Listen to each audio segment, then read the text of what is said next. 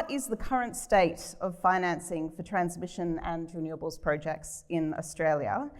And what, if any, discernible differences are there between funding for development and funding for delivery? Yeah, no, thanks. Well, as most people hopefully know, the CEFC has the Rewiring the Nation pool of capital from the government to deploy. So CFC is sort of right in the mix of all of the decisions around financing transmission in particular, but also storage and generation. So what's the state of play? It's moving forward. I think Ross mentioned this earlier in his remarks, is we keep on looking forward and thinking how far we've still got to go, but actually if we step back and look at how far we've actually come, it's probably faster than we would have maybe anticipated 10, 20 or 20 years ago now, I suppose. So I think we just got to, that's a slight point of optimism to keep into the mix. But we do have a lot to do, and a lot of it is around transmission. I suppose the state of funding, I think, is reasonable. We've got a bunch of different propositions on the table at the CFC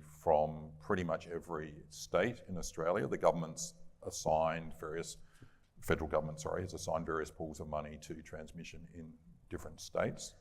And they're at varying stages of development. And the CFC, I think, is there to crowd in the private sector. Some recent commentary talks a bit about it crowding out. That's mostly, well, that's certainly not the aim. And actually, most of the time, the CFC does play an important role in anchoring, as being the sort of anchor investor, which brings the private capital in alongside. And there is private capital wanting to come alongside. My general assessment is there's generally more capital looking to invest than there are deployable projects. And that partly gets to your second question, which is one of the big challenges we have at the moment around the financials of projects is something which has come up a lot of times today, which is the longer time it takes to get to the deployment stage, the worse the financials. So if we talk about all the other things which go into the financial model of something like transmission or generation, but if you're waiting 2 or 3 extra years before you get a project off the ground, that's 2 or 3 more years before revenue. That has the first order impact on the project economics. It's not interest rates, and I would respectfully disagree with someone earlier on, and this partly reflects my former role in life, that interest rates actually aren't that high at the moment. If you can't get a project away at the current level of interest rates, there's probably something wrong with the project. So I don't see that as a constraint. Labour costs are sort of second order relative to the time to deploy or the time to revenue. And so it's really that is the critical element. And that comes to the willingness of pools of capital to take that construction risk versus once a project's basically ready to deploy, then you're looking at something, and again, using one of my other hats in the super industry, that's a pretty standard project which pension funds, super funds can get their heads around and are pretty happy to take that. It's pretty much de-risked. And so it's really that issue around construction risk, and that's where Rewiring the Nation plays a role in the CFC stepping in and either taking a different part of the risk structure or providing that sort of anchor or cornerstone investor role. Yeah. It's interesting you say it's happening more quickly because all we hear about are delays, and I suppose part of the challenge is we're trying to do this at a very accelerated rate in an established industry. So bringing in some of the other panel members as well, do you have anything to add in terms of, there's a lot of capital out there, there's a lot of keenness to invest. What are the threats? Are there threats to that investment? Do delays create threats?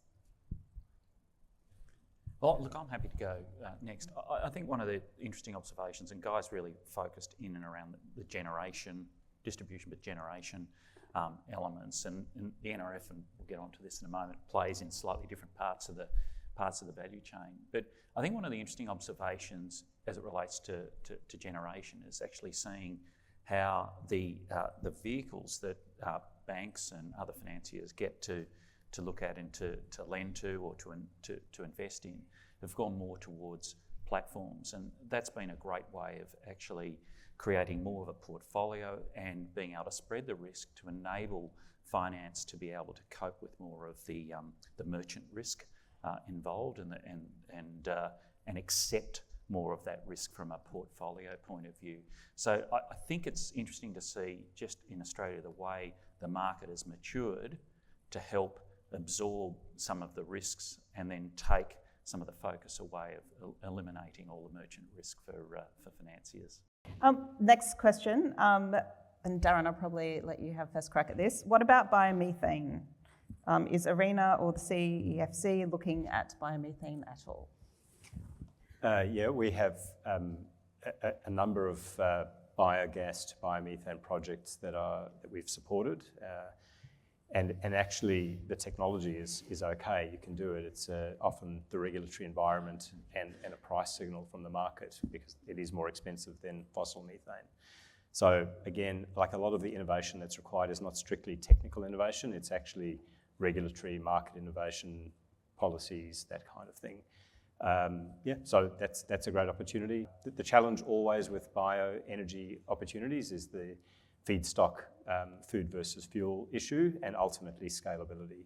Even if it does work and you can resolve those issues, cost and technology and all of those things, you still max out at some point in time in terms of available feedstock. So it's a good idea, but it can't be the only thing we do. We need to be pushing on those synthetic fuels, hydrogen, and using electrons to solve those problems. Probably a couple of questions which I think are encapsulating the fact that a lot of the build out for the energy transition is in regional Australia. And there are lots of concerns in those areas around the impact on housing and how do you move workforces to regional areas when housing isn't there, social license and understanding the social impact and benefits for communities. How much do those concerns within regional Australia interfere, maybe not interfere, but impact funding for projects? And is that bigger picture seen in where you target funds? Yeah, look, I'm happy to kick off on that one. The focus around impact and that broader impact, whether it's jobs and the nature of changing jobs, what's happening in local communities, is a big part of every assessment that we do. So you sort of described it as an issue and a challenge. Yes, it's an issue, but I'd argue it's probably more of an opportunity. And you can't ignore what needs to actually change, the capabilities that need to be built, the support, the structures that need to be in place.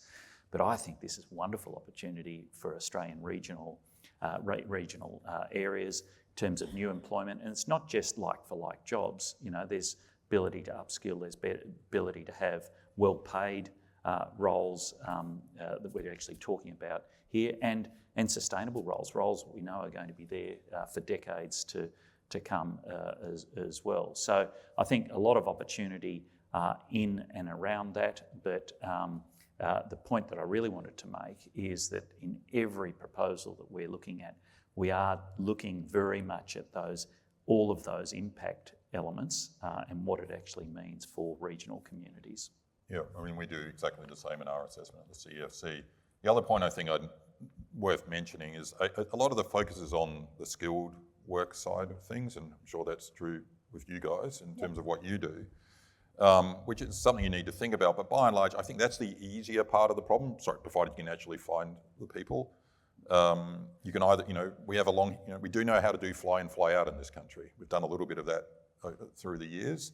I think the bigger challenge is actually around the more support service side of things in terms of regional communities. It's like, if you want to get the workforce to move there permanently, are they going to be confident that they've got a good school system? Are they confident they've got a good health system there? And actually getting those workers to move, and who's going to build the house that these people are actually going to live in? I think those challenges are potentially larger than the skilled worker challenge, where in the end, sort of the willingness to pay and the willingness to move to receive that pay is probably there. It's actually, in terms of the longer lasting impact on the community, it's actually I think those other elements, which I know is part of the mandate of the Net Zero Authority, is to consider those things. But I think that's potentially the larger challenge to address rather than necessarily the skilled challenge. It is. We've only got a few minutes to go, so I'm going to give each of you an opportunity to respond to the final question. How do you see investment needs shifting over the next 5 to 10 years of the energy transition? So Darren, maybe I'll start with you. Well, I think for the part of the market that we're responding to, which is the innovation side, I think it's really just that balance between continued government support. What is the government prepared to put into this challenge? Because these things are more expensive and they need subsidies and they need other policy levers to bring the private market in. And then again, for the private market, it's going to be about, I think Ross, kind of nailed it for me, which is it's about whether you're a pioneer or follower. And I think that's a choice we have to make here in Australia. Like, if we want to be a pioneer, that's investment, that's taking risks. It's probably pushing us outside of our comfort zone a little bit in terms of where we have been in Australia. And if you want to be a follower, then you risk missing that first mover advantage and having those first contracts struck elsewhere. So I think these are choices we have to make. But again, the confidence and the long-term pathways that the market and the government sends are going to be important factors to make this happen. Thanks, David. I think what I'd add to that is the consistency of approach too. So no chopping and changing in terms of regulation and policy. If you can, what investors like is they like that certainty, that consistency. So I think that will be key here as well. I would say there are some fantastic innovation and businesses in Australia operating in this space, and to try and give them some oxygen, some money, and trying to remove some of the barriers, whether it's speed of planning approvals, being able to navigate and move through regulation quickly. I think we'll be amazed at some of the new capabilities in the transition arena that we'll see as a result of that. So look, I'm quite excited about the future. I think it's very, very bright, but that consistency will be key to it. Yep. Guy? I think two things. One, I think we have an opportunity over the next few years if, that other jurisdiction in the world which has been sucking a whole bunch of capital in its direction through the Inflation Reduction Act is now repelling capital, then we're a pretty good opportunity for that capital to flow too. And we're already seeing that clearly coming out of Korea and Japan. But I do think we've got a great opportunity to attract some of that capital which might otherwise have been going to the US and potentially causing us some challenges. The other point I think I'd note, and relevant to the role that our three agencies play, is that a lot of people earlier today have been talking about de-risking, and yes, we play a role in de-risking. I just note it's not eliminating risk and leaving all the upside to the private sector and the public sector absorbing all the downside. We can de-risk, but there is still going to be an element of risk sharing, and I think the opportunity we have should make it extremely attractive for private capital to deploy in and take advantage of that. Yes, risk isn't eliminated, but the upside is just immense if we actually can nail this one. Thank you. So lots of reasons to be optimistic. There's lots of capital, and I suppose it's up to us as how quickly we can deploy it and get the best bang for our buck to build ourselves as a superpower in clean energy. Please join me in thanking